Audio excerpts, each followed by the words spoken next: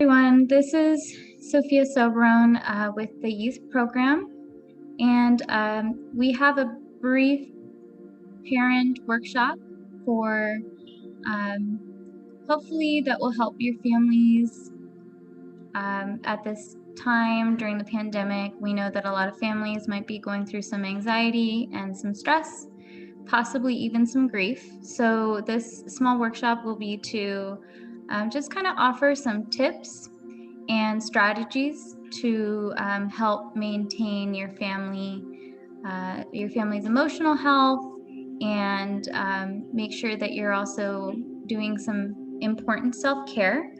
So I hope you guys enjoy this.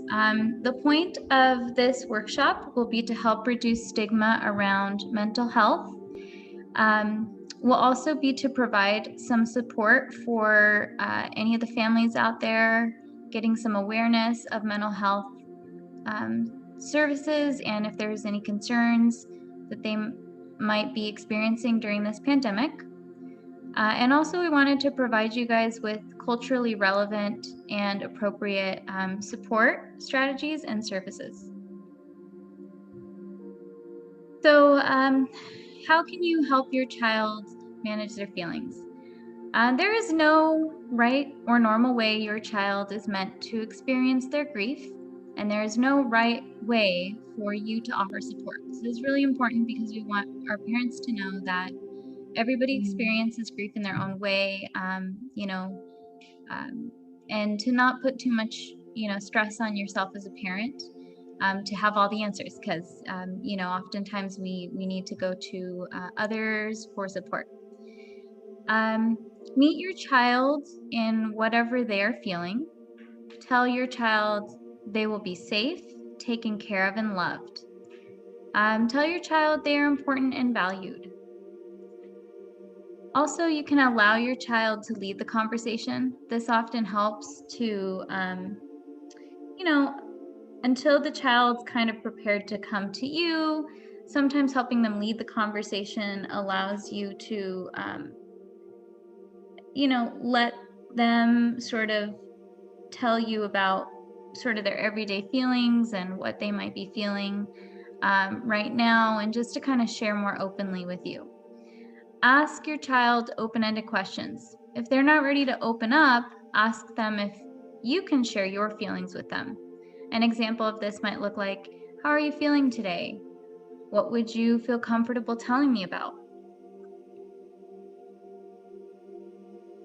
Validation of emotional feelings. Seek your child's perspective and opinion and help them process information. Allow the space for your child to say no or I don't understand. Provide a chance to talk about the person who has passed away, and your child's feelings about their death, and validate and normalize their experience as much as possible. Provide a chance to talk about the person who's passed away, and also remember to end the conversation on a positive note. We don't want to leave children or families feeling, some sort of negative thoughts that aren't going to help them. So I would suggest try a casual conversation to close the conversation, and just maybe talking about everyday events in the child's present life to bring the child's attention back to their present life and into the present time. Provide reassurance whenever possible about the precautions that need to be taken in order to keep them safe and keep their loved ones safe. For example, social distancing, wearing their mask, being mindful if they're going outside to, again, social distance, wash their hands, for at least 20 seconds to even more, depending, and things like that. So it's important to provide ongoing warmth and affection from a supervising parent, grandparent, and any other caregiver that might be at home. Also, include the child in any ritual kinds of activities that help you to remember your loved ones. Allow your child to help be included in the planning and participating in any kind of memorial services or activities that you might be planning to do remotely to celebrate and to honor the memory of your loved ones. When they stop talking, validate their feelings with phrases like, "It sounds like you are having a really hard time. I know this can be a lot to handle." It's important that we don't use that moment to take away from what they're feeling or we shut it down or anything like that. It's okay to experience grief, and it's okay for them to feel that they can be open to come and talk to you about it. Do what you can, be calm as much as you can, and apologize when you can't. If you are a two-parent household, check in with each other on important needs for the day, both work and time to exercise and to be alone. If you are a single parent, try to create time for you to be alone and debrief. It is okay unless, for example, if your children are really young, make sure you have someone that can supervise them. But other than that, this is a necessary time to preserve privacy for yourself and for everyone else in the household. And it's okay to insist that this can happen. Tip number 1, connecting with other people. During this pandemic, we know that a lot of you may be wanting to speak to your family and lean on your relatives and friends. So, invite people to a call or host a video call on Zoom with your family members and friends to stay connected.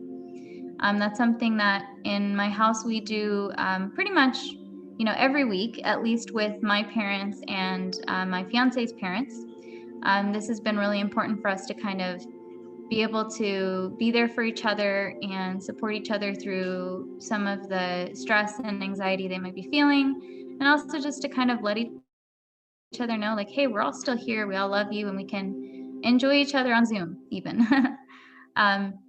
Ask family and friends to share stories and pictures with you via mail, letters, emails, phone, or video chat, or through like apps or social media that you might be using to connect with friends and family, such as group chat, group messaging, Facebook. Also, coordinate a date and a time for your friends and families to honor your loved ones.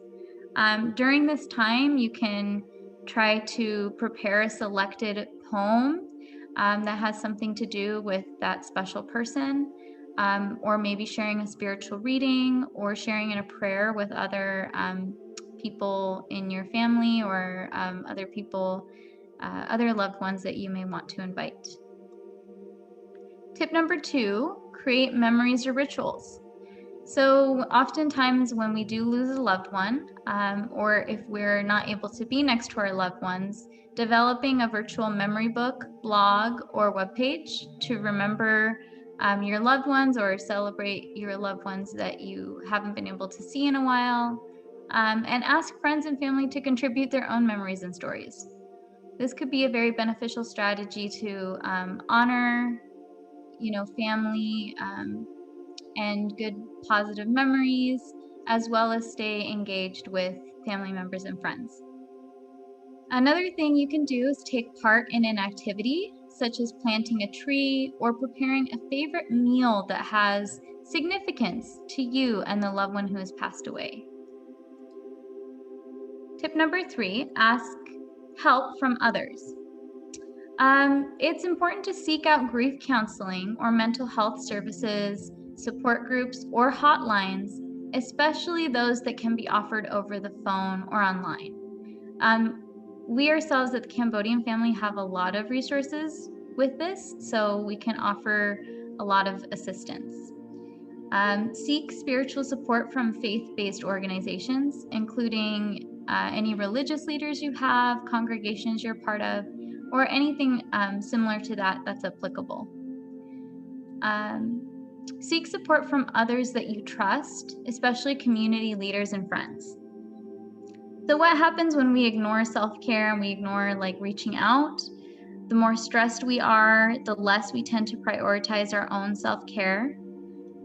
We're more prone to feeling burned out, having a breakdown, getting sick, increasing unpleasant emotions.